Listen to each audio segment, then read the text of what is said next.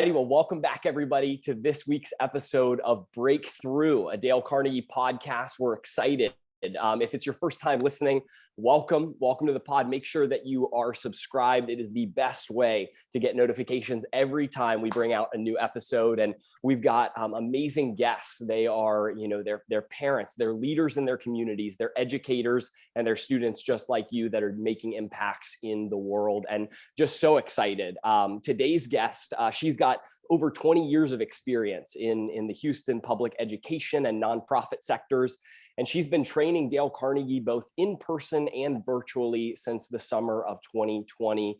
Sarah also uses her Dale Carnegie training in her current role as executive director of the Success Skills Center by training high school and college students, as well as young professionals, to speak in front of C-suite and various size audiences. And so, Sarah Castro, welcome to the podcast. Would love for you to just share a little bit more of your story as we dive in. Thank you for having me, Parker.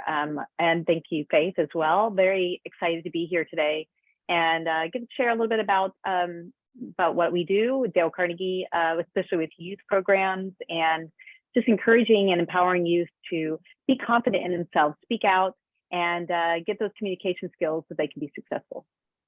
So that's pretty much what I do. I work with, of course, I do public classes as well as youth-led programs.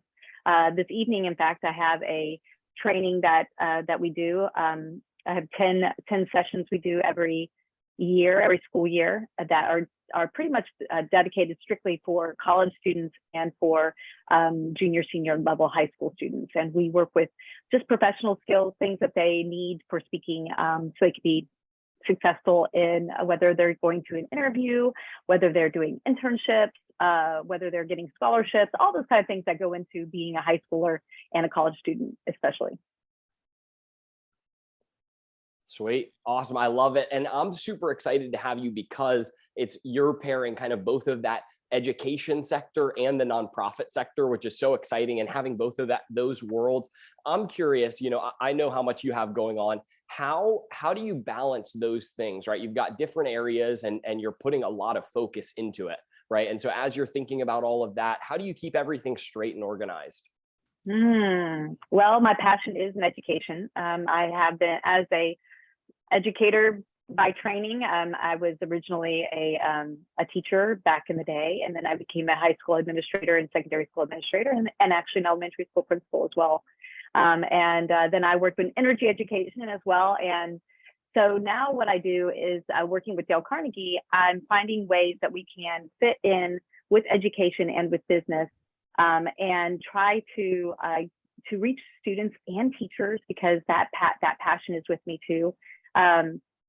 I, for years with working with energy education, my first experience with Dale Carnegie was in 2015 when we had Dale Carnegie trainers come and work with students in their preparation for their extern program at an energy company.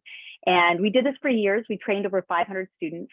And what it was giving them the opportunities to be successful. And I given them those skills, those soft skills, how to handshake, how to pronounce your name, like how to introduce yourself, things that kids don't really, when you are a college freshman or a high school senior, junior, it's scary. I mean, these are the first times you're doing these things. You don't know what to say. They just seem so out there. And so it's so exciting to see them light up. And we had, from the very beginning, we would have the energy companies come to us, the recruiters, and who are working with us, and they would say, oh my goodness, your externs who are like really, 17, 18, 19, 20-year-olds are even more prepared than our college students. And it's because of the Dale Carnegie program that they went through. Wow. That's phenomenal, Sarah. Wow. Thank you for sharing that.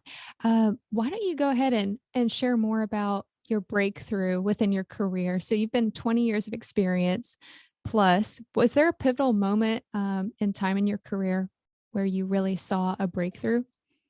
You always have different breakthroughs, right? I mean, throughout your careers. I think for me as a young professional, when I was a teacher, I worked at a middle school and I was pretty young looking for my age, so I didn't want to go to teach high school at first.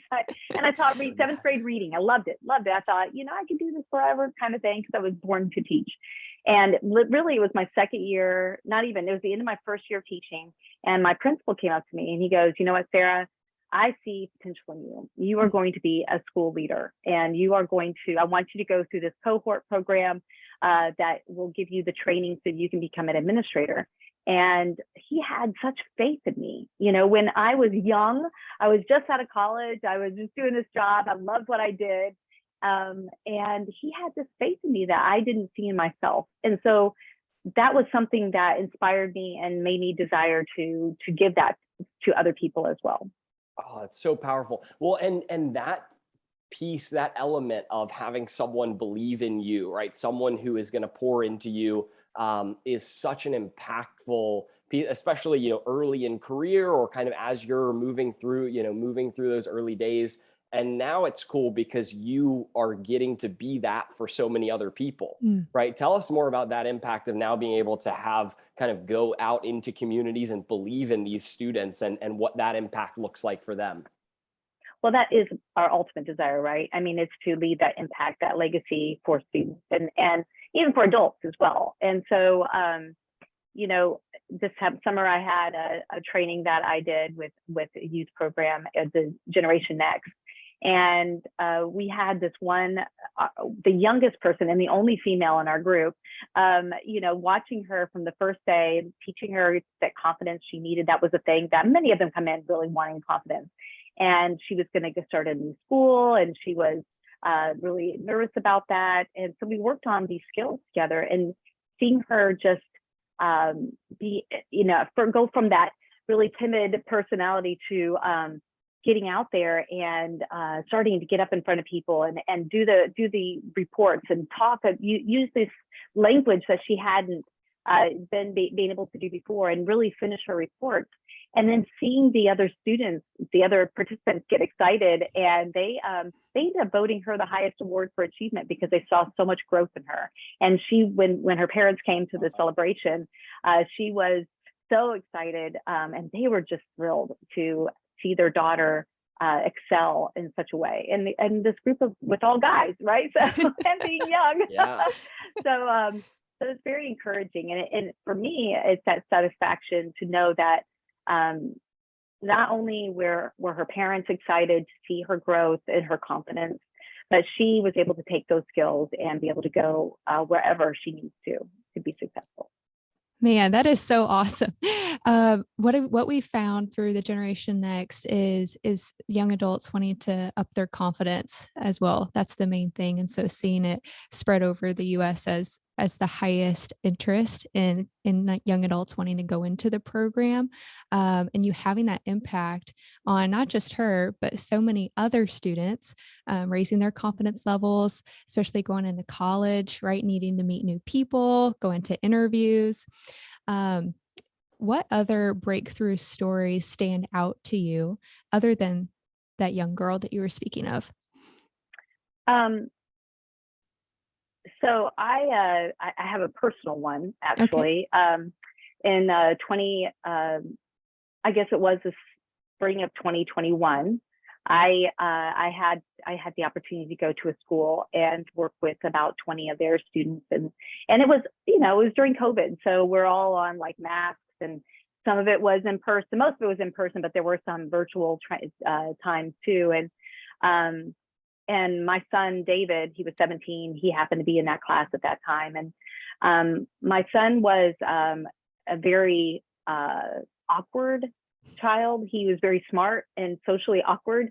And so for him, at first he was, here I am, his mom, doing this class, of course, but watching him just interact with his peers differently with these guided lessons, but then finally, watching him come out and take it seriously, and just that confidence that he had and all his peers had, that gave them the permission to be able to speak up and go out and do more for others. And one thing that we would say about David and about many of his friends, but really about David especially, is, love is greater than awkwardness. And it's important to go out even when you don't feel like you can or should, that social anxiety that you may have. Yeah. But overcome, like, take those deep breaths and think about the other person, be kind, and go out and build that relationship. And one of the things that I was told about David from another parent was that her son, when they were in middle school, actually, her son had been bullied a lot, and her son had been he had a speech. He just didn't talk very much because he kind of didn't like the way he spoke. And, that, again, middle school and high school social awkwardness, right? I mean, these are things that we see. David introduced himself. Like, again, love is greater than awkwardness. And sometime in 6th grade or 7th grade, went and introduced himself and became his friend, and, like, invited him to sit with him during lunch, and encouraged him to do some things that, was very difficult for David to do. But hearing these stories that, that he made that difference because of the things that he'd been taught, partly, hopefully, because being a mom and doing the Dale Carnegie at home, but also because, that was just, that's what we can become. And that's so exciting, that I believe that we can change the world. That this generation can change the world through our communication if we just can learn how to talk to one another. Well, and it's so powerful. And I think that especially with the whole COVID thing, right? It's something that people are talking about a lot as this kind of lasting effect, especially on students, right? And Sarah, I know I work as a youth director here in Raleigh. And so within that role, I do see the lasting impacts of how, being apart for 2 years during a crucial time of life, it isn't going to just slip by and not create any sort of social anxiety, awkwardness, and these things. So, we're talking about skills that are taught in these programs, and even things that you're instilling as a parent. And I love that quote, by the way. Love is greater than awkwardness. Was that it? That's yeah, great. just that whole, idea of being willing to put yourself in the other person's shoes and put yourself out there as a result, right? It's so powerful. And any thoughts for, we've got students here that are coming out of COVID. They're in these situations, they might be feeling that social anxiety. Are there any practical things that you've found or that you're teaching that are ways that I, as a student that is trying to come reacclimate back into the world post COVID, how can I get out there? How can I be practical about it? There are the beginning blocks. I mean, some simple things that we forget, like, how do I introduce myself? I mean, it just, and we do this for all adults too. It's not just a student. Like, it is something that we do for everybody, right? But it's that simple thing of how do I say my name? How do I pronounce my name? And how do I say it slowly and clearly? And then there's what are some goals? What do I want to do? So before we go into school, one thing that we work on, obviously, with all students is, what do you really want? Like, really think about it. What is the result of what do you want? And what's one thing you can do differently? If that's not where you are today, and that's not what you're getting, then what is it that you're doing that's not causing you to fall short of your goal? And so really diving into the, if it's social anxiety, for example, and social interactions that I need to do, then find within myself that courage, that maybe watch some YouTube videos or whatever you need to do on how to introduce yourself to people. But get out there, say your name slowly, be willing to shake some hands and meet new people, talk to adults, and listen, and just try to find out a little bit more about them. But there's so much that goes into it, obviously. One of the first things that we do, and we did this a couple weeks ago with a sustainment series that I do with college students and high school students, we did just how do you have small talk with people? And really, again, setting the goal, intention of the day, this day's intention, I'm going to get out there and I'm going to introduce myself to one person. And then now that I've done that, what are some questions I can ask around that? So these are all things, little simple things that we just take for granted, I think, because we get into our circles and we don't want to go out of our comfort zone. Absolutely. I love the intention that you put there and the personal responsibility that you also challenge Gen Z to take. You're feeling this way. Okay, what are you going to do about it? Let's come up with some action steps and let's not wait, right? But let's do it right now. Let's come up with it together. And so I think that's so important, that personal responsibility aspect for high school and college students. What do you think is different about this generation? If you look at Gen Z, what do you think stands out to you about that generation? And why is it even more important for them that they get these skills? Well, obviously COVID. COVID is a huge factor. And, but really before even COVID, one of the things I've seen, I have a 15-year-old son as well. And with his friends, the difference between my kids and their ages is technology. Yeah. I mean, these kids even more than my 17 and 21-year-old were about, I'm always texting. I'm always on Slack, or I'm on this, I'm on that. It's never face-to-face. Rarely if they do face-to-face conversations, usually they're FaceTiming or, whatever ways they can talk to each other. And so that is totally different. And obviously you have people who are concerned with the digital conversation or digital communication versus in-person communication. We miss some things when we're not face to face. It's great that I can talk to you, states away and globally, but it's different because I don't see every reaction and just the communication is different. Another thing that I found interesting is they'll stay on FaceTime for like hours. And I'm like, why and if I talk to my friends on the phone, I'd be like, oh my gosh, it's, like for a little bit and then we'll go to the mall or something and so we can see each other face to face, right? But this generation, they don't. They might stay on the phone for hours and not have anything to say, like face to face, but it's just a different way of communicating. And some of that personal element, I think, is taken away because of the texting, and miscommunication can easily happen with that as well. Yeah. And it's so fascinating because, we see things like how quickly people are able to adapt, right? You've got COVID, everything, school moved online, but there's still education happening, right? This is kind of the first generation where we can say, that really would fully be possible.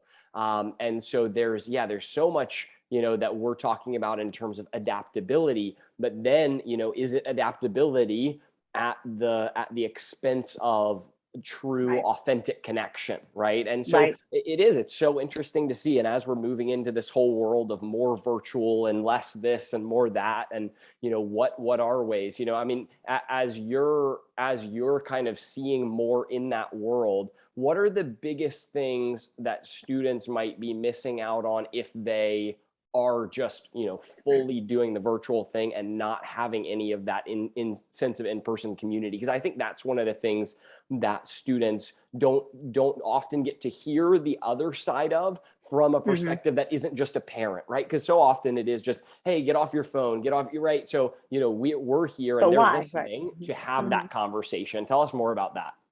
Yeah. So one thing I would say is, oh goodness, I just had it on the tip of my tongue. All good. Yeah. And just kind of, and I can preface this while you're thinking on it, because I know that is kind of a big question. It's like, when I even think about some of this and what I'm experiencing with my youth role, I think that a lot of the times what we see is that virtual world oftentimes doesn't get carried over as much to the in-person, because when you're in that virtual world, there's oftentimes multiple, stimulating things, right? You've got the conversation, but you've got maybe the game going on or the XYZ, right? So there's things like that then, we're moving into the real world and saying, okay, well, now it's just me and you and our faces and that's it, right? And so that's, I think, a big one where maybe it's an unrealistic expectation where we need to now step back and say, okay, well, how can I bring it back to just the basic level conversation and enjoy that and be excited about that, but what else is there? One of the things that I see a challenge that adults have to overcome this too, but the more that we are alone, like I can just turn off the computer, right, and you're no longer in front of my face, is I have this creeping self-talk, right? I have this self-talk that goes on. And if it's healthy, that's fine. If it's unhealthy, like that causes our confidence levels to go down. And when we're in person with one another, we usually feed off of one another. You know, you see them get excited, that enthusiasm. They might be kind of bored, and all of a sudden they get together and they start chatting. It's like, oh, we're just, going on, and we just have this great energy. When we're not in that physical environment together, it starts to wane, and we start to doubt ourselves, and we start to allow this self-talk to kind of like go, the energy level goes down, the loneliness starts kicking in. You see a lot of these things happening in this generation. And I think it was always there, every generation, but that's a factor. The good part is I think we're much more clear about that than we ever have been as a nation, much more responsive in a way about, hey, we have a mental health issue going on, and where does it start from? And loneliness is part of it. When we can turn, if I don't have to talk to you all day long, or I don't have to be in the same office as you or the same school building as you, then it does matter.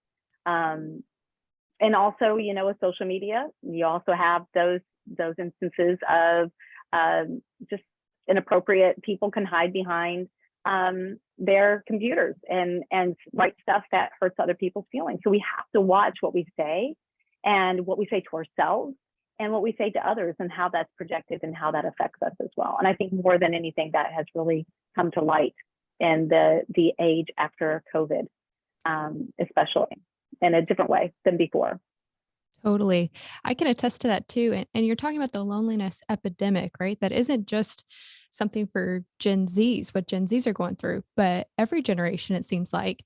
And community is so important.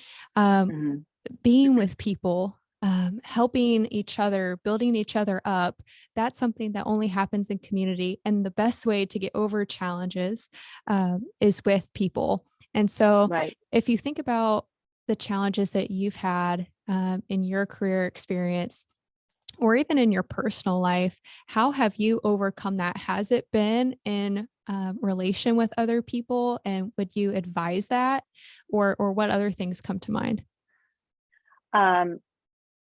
So again, a personal note, going back to David, in July of 2021, David was killed in a road rage incident here in Houston. And it was very hard on us. And what I discovered from that was a great sense of community. The day that we came home from the hospital, we had people just overwhelming us with love and coming together. And we wouldn't have had that I've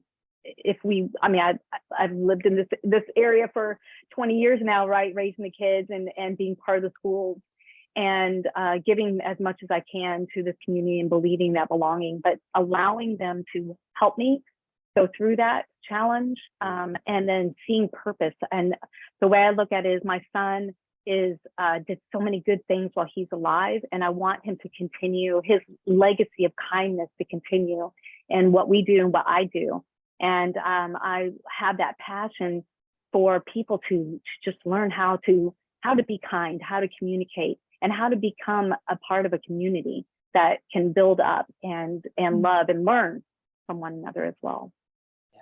Well, thank you for sharing that. And it is so powerful to see, I don't even think we see it as much in the day-to-day, how when we're investing in communities, those communities are the people who are there for us when we need it, right? And maybe the day-to-day, we don't see that impact of how, a conversation with someone made a difference for them, or, just swinging by and saying, hey, and sending a quick, text that just says, hey, I'm thinking about you, how that can make an impact for people and build those relationships over the long term.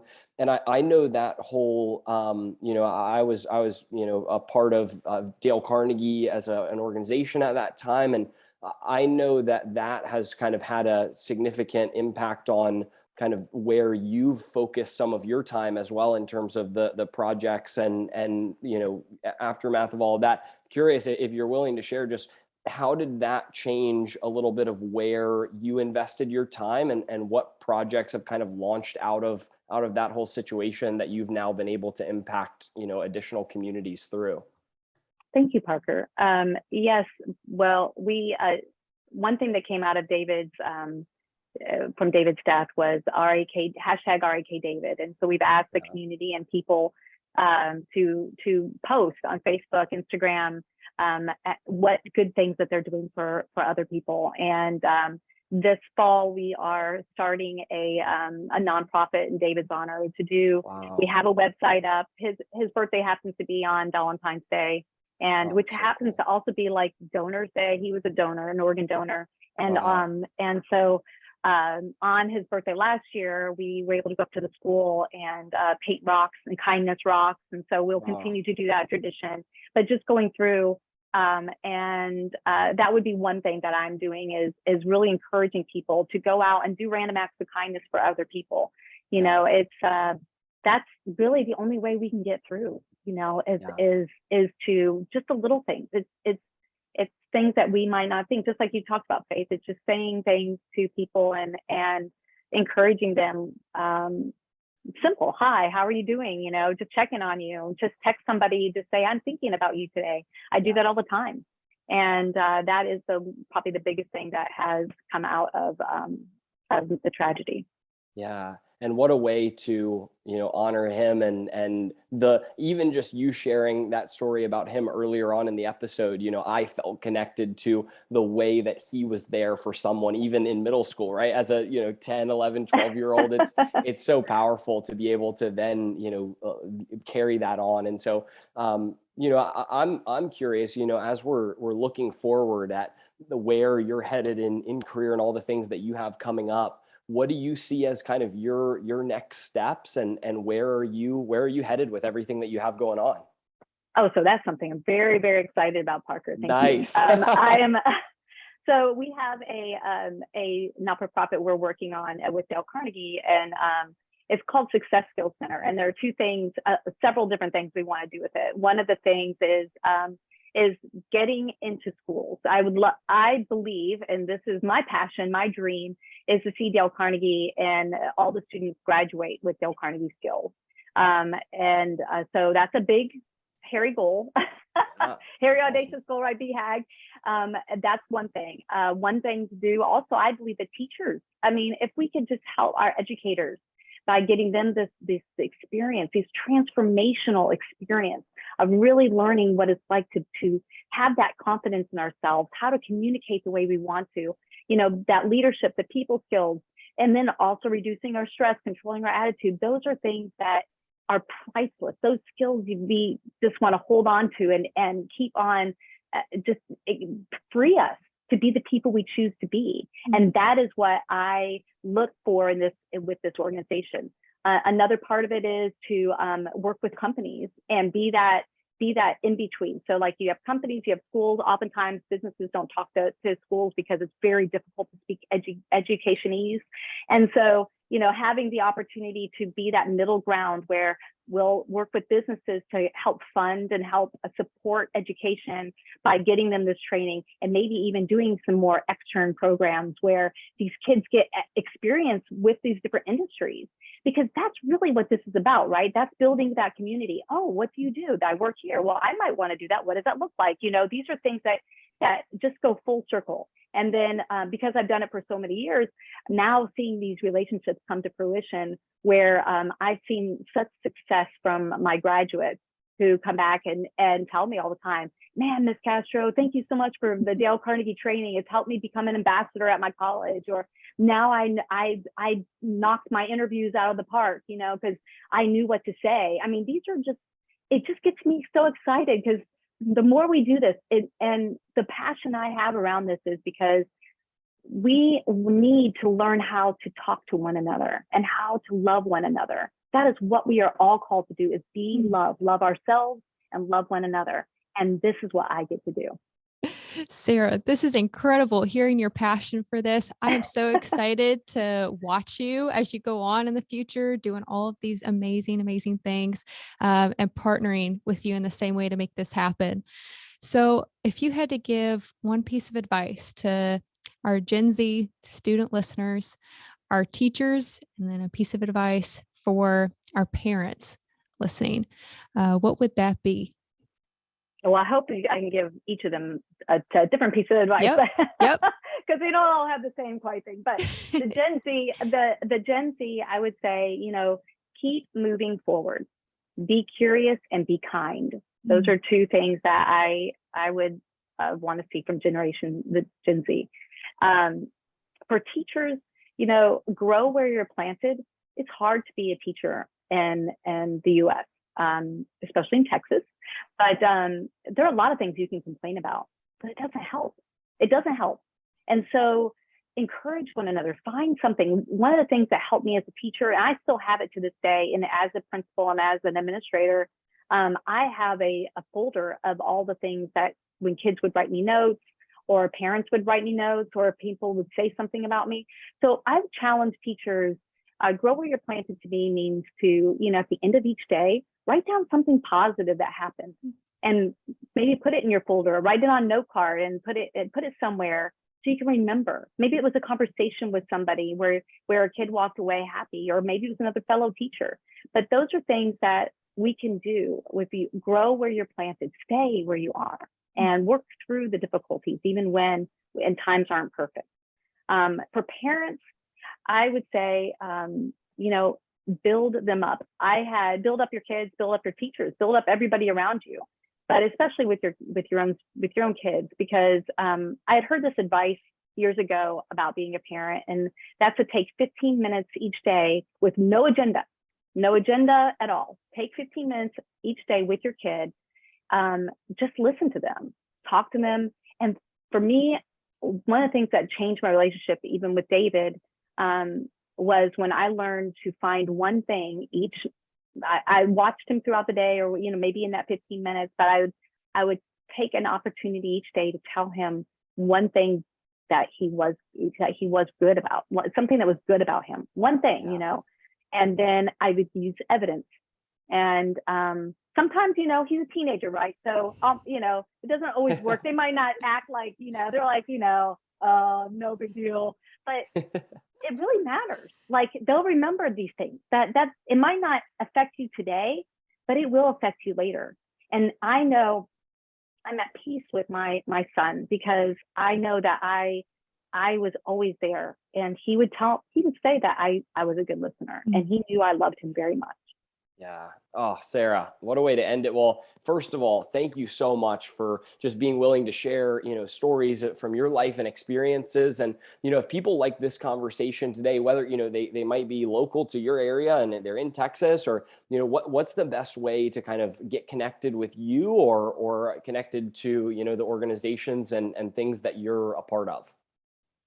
Well, I am on LinkedIn, so you're welcome to. That's probably the easiest way, because it's on. You can just look up Sarah Castro on LinkedIn, and I'm in Houston, Texas, Dale Carnegie Training, of course, Success Skills Center.